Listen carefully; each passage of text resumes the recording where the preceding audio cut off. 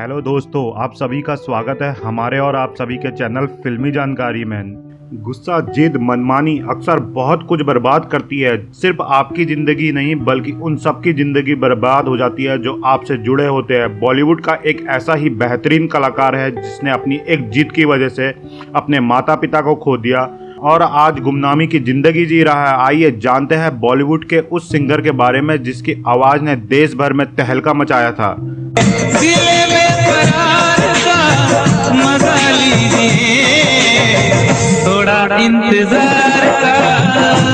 जिसके गानों का नाम Guinness book of world record में भी दर्ज है, लेकिन वो फिर भी आज अकेला है और गुमनामी की जिंदगी जी रहा है।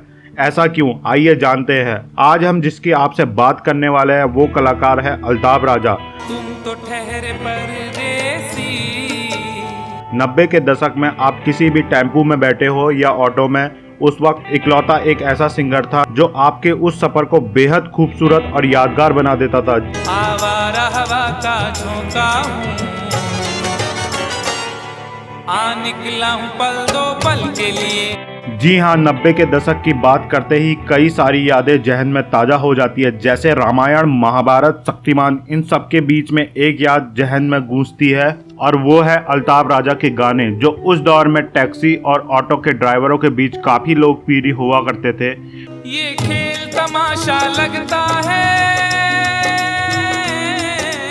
घर से निकल के ऑटो में सफर करना और तुम तो ठहरे परदेसी गाना न सुनाई दे तो सब कुछ अधूरा सा लगता है। अल्ताफ राजा के गाने उस दौर में युवाओं के टूटे दिल का मरहम का काम किया करते थे। खैर, उस समय हमारी उम्र तो काफी छोटी थी तो ज्यादा कुछ समझ नहीं आता था, लेकिन जब अब बड़े हुए हैं तो अल्ताफ राजा के गाने से हमारा भी खासा लगाव हुआ है। ऐसे ही एक और गाना आया था, जब तुमसे इत्तेफाकन मेरी नजर लड़ी थी। अब याद आ रहा है, शायद वो जनवरी थी से लेकर, लेकिन क्या बताऊं अब हाल दूसरा है। वो साल दूसरा था, ये साल दूसरा है। लेकिन ये क्या बताऊं अब हाल दूसरा है।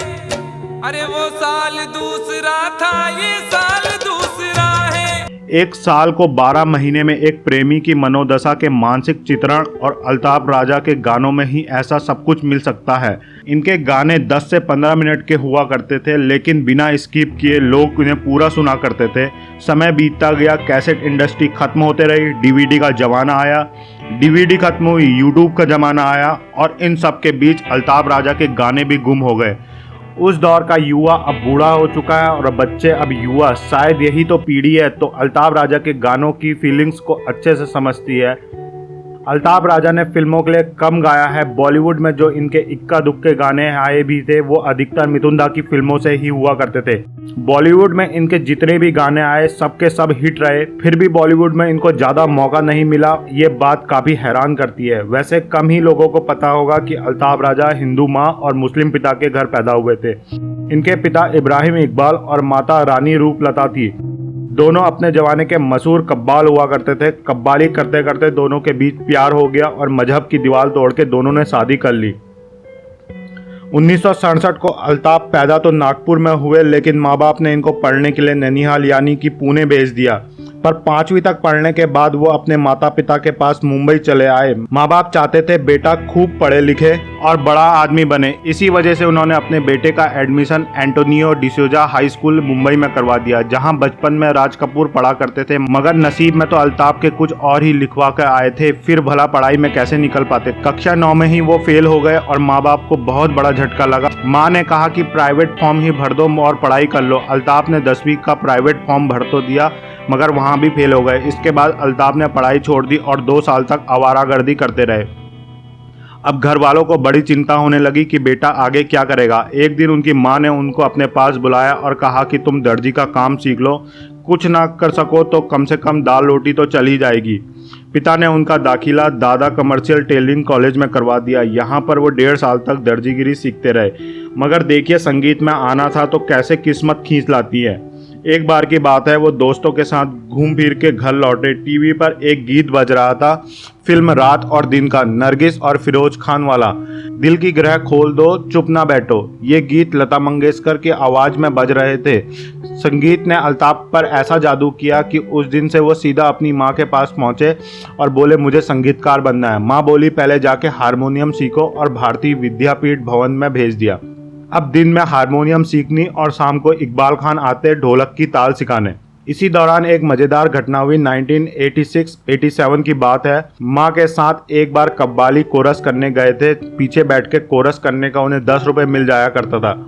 मंच पर बैठे 5 लोगों के साथ वो जैसे ही कोरस करने लगे तो रिकॉर्डर्स ने उनको रोक दिया।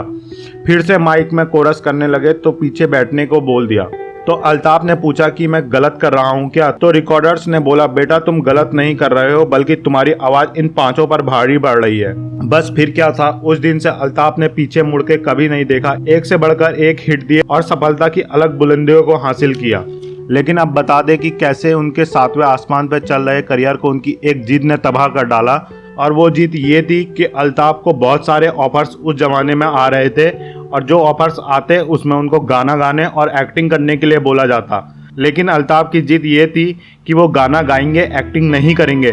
ऑफर्स लगातार आते जा रहे थे लेकिन कामयाबी के समुद्र में गोता लगाते अल्ताफ सबको मना करते जा रहे थे। लगातार ऑफर्स ठुकराने की वजह से फिल्मी पर्दे से वो गायब ही होने लगे और उनका क्रेज़ धीरे धीरे खत्म होने लगा। धीरे धीरे ट्रेंड भी बदल गया और फिल्मों में कव्वाली का दौर भी खत्म होने लगा। अल्ताफ की डिमांड भी कम होने लगी। तो वहीं मेकर्स भी उन्हें ऑफर्स देने बंद कर चुके थे और उनकी एक जिद उनका अच्छा खासा करियर ले डूबी। वैसे 2002 के बाद गायब हुए इस मशहूर गायक ने 2010 में टूनपुर का हीरो फिल्म से वापसी करने की कोशिश की थी, लेकिन अब तक समय बदल चुका था और उनको सब भूल बैठे थे। अल्ताफ 1-2 फिल्मों में गाने जरूर गाते थे लेकिन उनका कोई गीत कभी मशहूर ना हुआ और वो गुमनाम हो गए। 56 साल के हो चुके अल्ताफ इन दिनों एक यूट्यूब चैनल पे गाना गाते हुए नजर आते हैं। उनके माता पिता उनको छोड़ के अब दूसरी दुनिया में जा चुके हैं। इतने मशहूर होने के बाद भी अल्ताफ की अभी तक शादी नहीं हुई है। वो इस समय मुंबई में अकेले ही गुमनामी की ज़िंदगी गुजार रहे हैं। तो दोस्तों, आपको अल्ताफ राजा के गाने कैसे लगते थे हमें कमेंट बॉक्स में ज़रूर बताइए। साथ ही साथ ये भी बताइए कि क्या उनकी ये जिद सही थी। इसी तरह की और रोचक जानकारी जानने के लिए आप हमारे चैनल फिल्मी जानकारी को सब्सक्राइब भी कर सकते हैं। बस बेल आइकन दबाना मत भूलिएगा। धन्यवाद।